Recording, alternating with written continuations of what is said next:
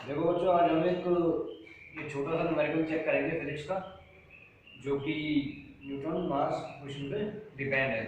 ठीक है, किस तरह से इसमें ग्रेविटी इक्वेशन काम करेगी। तो एक बार ये न्यूटन लॉस को फॉर्मूला में चेक करते हैं कि हमें कैसे काम करेगा इसमें। ओके, तो an example this figure.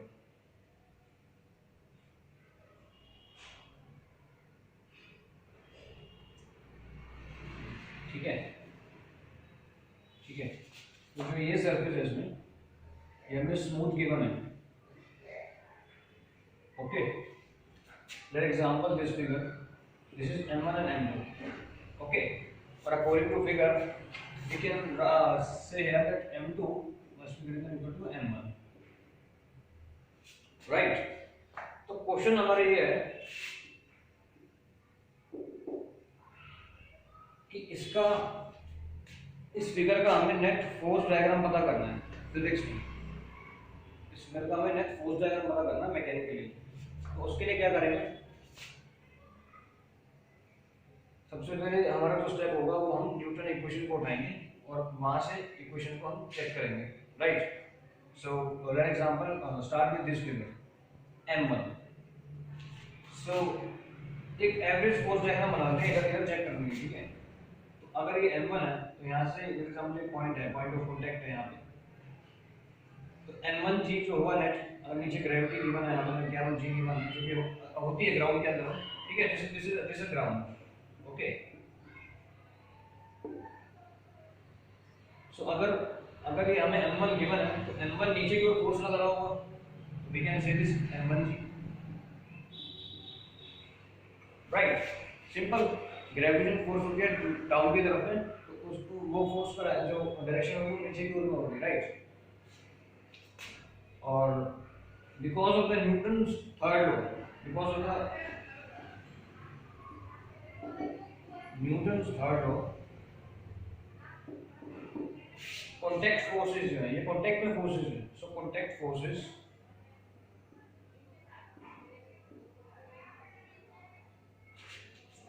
Must be equal and opposite, right? तो जो कॉन्टैक्ट फोर्सेस होंगे यहाँ पे वो इक्वल होंगे और अपोजिट होंगे आपस में। लेट एग्जांपल एक कोई हम फोर्स अज्यूम करते हैं कि डाउनवर्ड जो फोर्स लगी है 1 जो 2 पे लगा है, तो दिस उसे हम कहते हैं F12, ठीक है? तो वो है फोर्स अप्लाइड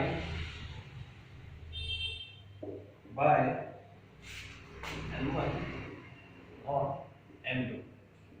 ओके, तो जो m1 फोर्स m2 के ऊपर में लगा रहा है, कांटेक्ट फोर्स जो वहां पे लगाई जा रही है, तो लेट एग्जांपल m1 जो उसमें फोर्स लगा रहा है, तो हम एक कोई फोर्स मान लें इसके F12, राइट? तो ये इसके ऊपर फोर्स लगा रहा होगा और ये उसके ऊपर फोर्स लगा होगा। न्यूटन थर्ड लॉ के हिसाब से ये इस पे फोर्स लगा रहा होगा और ये जो है ये इसके ऊपर फोर्स लगा होगा, ऊपर की ओर में, पहले वाले मास के ऊपर। सो F21 जो होगा वाइस वर्सा उसकी, तो फोर्स अप्लाइड बाय m2 और m1, राइट? तो उस डायग्राम के हिसाब से देखो उसको थोड़ा यहाँ बना लेते हैं, ठीक है?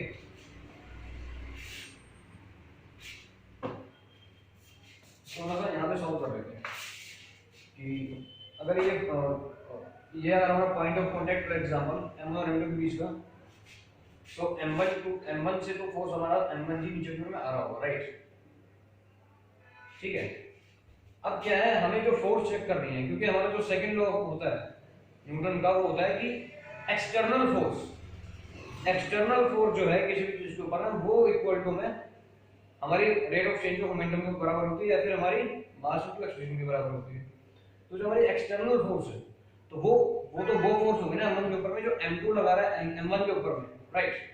और उस फोर्स की डायरेक्शन कहां होगी, उस तरफ में होगी, क्योंकि इक्वल अपोजिट फोर्सेस होंगी। तो इसकी इस तरफ में लग रही है फोर्स और इसकी इस तरफ में लग रही होगी इसको उठाने के लिए, राइट? तो ये डायरेक्शन किसका होगा, हमारा F21 का, राइट?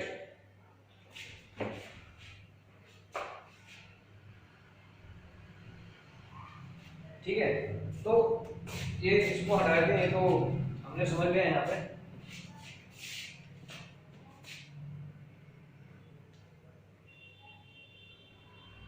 ठीक है। तो पहले क्या करते हैं, m1 के लिए हम क्या नाम है इक्वेशंस फाइंड करने की कोशिश करते हैं न्यूटन की। तो क्या होगी, दैट मस्ट बी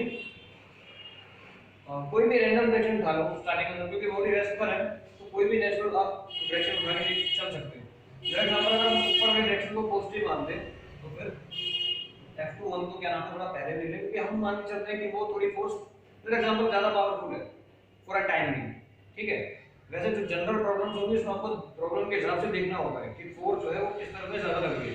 तो जो ज्यादा होगी वो हमेशा आगे की ओर आएगी, ठीक है, जो छोटी होगी वो हमेशा पीछे की ओर आएगी। तो हम रैंडम मान लेंगे, बॉडी यहाँ पे रेस्ट में और ओवर में, तो फिर for example F21 upper force and वहीं पे क्या होगा माइनस में m1g, जो कि हमारा इक्वल होगा net mass into acceleration. Newton का सेकंड लॉ होता है कि net external force must be equal to mass into acceleration, तो मींस m1a, राइट। अब ऐसे अगर हम m2g के निकालेंगे तो क्या होगा, m2g के अगर पॉइंट ऑफ से निकालेंगे फोर्स क्या होगी, एक तो m2g नीचे की ओर होगा, राइट, और दूसरा फोर्स क्या होगा जो कि m1 लगा रहा है m2 के ऊपर में नीचे की ओर में, राइट। अगेन एक और फोर्स ऐड होगा जो हमने कहा था m1 लगा रहा है m2 के ऊपर में, न्यूटन थर्ड लॉ के में से क्या होगा हमारा F12, राइट, 1 लगा रहा है 2 पे, राइट, और कोई फोर्स है, बिल्कुल फोर्स है।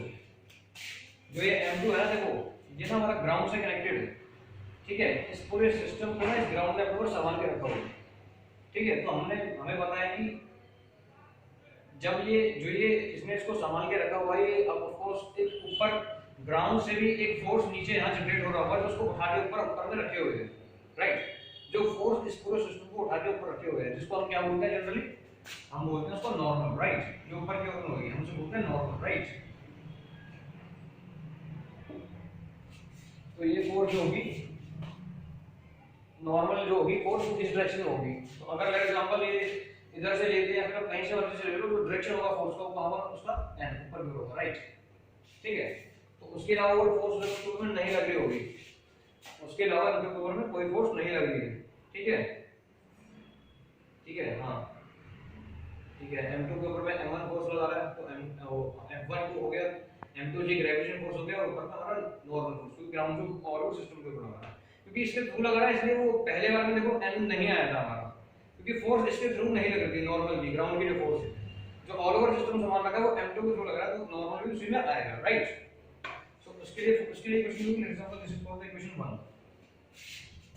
उसके लिए हमारा फोर्स होगा, मैं क्योंकि मैंने ऊपर वाली डायरेक्शन पॉजिटिव लिया, so for example n minus m2g minus F12 must be equal to m2a, right। सही है ना। तो हमारे पास में एक फोर्स m1 के लिए आ गई है, मतलब हमारे पास एक इक्वेशन ऑफ मोशन जो कि m1 के लिए आ गई है, दूसरी इक्वेशन ऑफ मोशन m2 के लिए आ गई है इक्वेशन, ठीक है। अब इन्हें सॉल्व करेंगे और हमारे पास में क्या नाम है सिस्टम के लिए एक कंपैटिबल रिजल्ट हमें मिल जाएगा, ठीक है। सो देखो अब क्या है m1 और m2, यहाँ पे दोनों क्या है रेस्ट में, ठीक है, ये दोनों जो है यहाँ पे हमारे ये रेस्ट में, ठीक है। तो ये डायग्राम इतनी सिंपल है, तो उसका मतलब ये है कि m1 का जो एक्सेलरेशन है और जो m2 का हमारा एक्सेलरेशन है, तो वो क्या होगा, फॉर एग्जांपल अगर इसको हम a1 बोल लेते हैं टाइम बीइंग के लिए, इसके एक्सेलरेशन के फाइंड करने के लिए इसको a2 बोल देते हैं, इसका एक्सेलरेशन क्या होगा m1 का, a1 0, और ये भी क्योंकि हमारा रेस्ट में है m2 भी, उसका भी हमारा एक्सेलरेशन क्या होगा 0, ओके, ठीक है। तो मतलब कि 1 और 2 का यहाँ 0 कर देंगे, तो ब्रेक यहाँ पे लिख देते हैं, ठीक है। इसकी इस रिजल्ट में ऐसे हमारा this is also become 0, this is also become 0, okay. So if that means कि F21 must be equal to m1g, right, ठीक है। देखो हमने न्यूटन का जो थर्ड लॉ पढ़ा था उसके अकॉर्डिंग जो हमारी फोर्सेस होती हैं एक दूसरे के ऊपर में वो इक्वल और अपोजिट होती है, राइट। तो हमारी जो फोर्सेस होंगी वो आपस में इक्वल और अपोजिट होगी, दैट मींस कि ये फोर्सेज है F12 और F21 जो होगा हमारा, तो हमारी फोर्सेज F12 और F12 और F21 होगा, ये इक्वल है, राइट। और वेक्टरली, अकॉर्डिंग टू वेक्टरली, ये जो हमारी इक्वल एंड अपोजिट होगी, राइट, वेक्टर कंडीशन है, क्योंकि डायरेक्शन हमारी उसकी उल्टी है, राइट। लेकिन इन दोनों का मैग्नीट्यूड होगा ना, वो आपस में इक्वल होगा, right.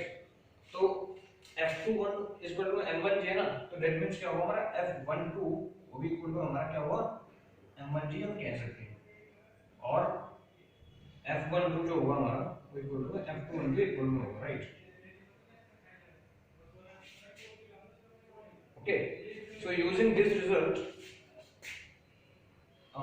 applied these all condition in this second equation, so what we get, n minus m2g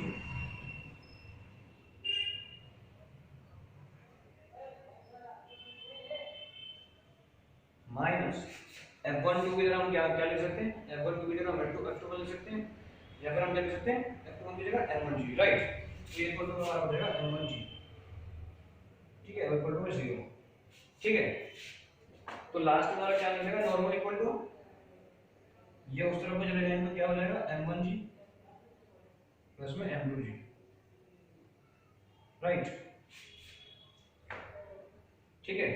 और g इसमें से जब कॉमन ले लेंगे हम, तो ये हमारा m1 प्लस m2 इनटू में g के इक्वल में हो जाएगा, राइट, ठीक है। तो हमारा n जो होगा वो इक्वल टू में m1 प्लस m2 g, ठीक है, राइट। ओके, तो दो सॉल्यूशन हुआ इसका, जो नेक्स्ट सॉल्यूशन हमारे पास निकल के आ रहा है, ऐसे भी हम वैसे इसको सॉल्व कर सकते हैं, तो हम इसको इसके इक्वल निकाल सकते हैं, नॉर्मल के इक्वल में इसको सॉल्व करके हमारे पास में ये नॉर्मल की वैल्यू हम ऐसे भी निकाल सकते हैं, हमारी मर्जी है। तो मेन होता है कि सिस्टम को सॉल्व करना, इट मींस जो नॉर्मल है हमारी, जो नेट अबव फोर्स है इक्वल टू में नेट डाउन फोर्स के इक्वल में होगा यहाँ पे, राइट। Okay okay.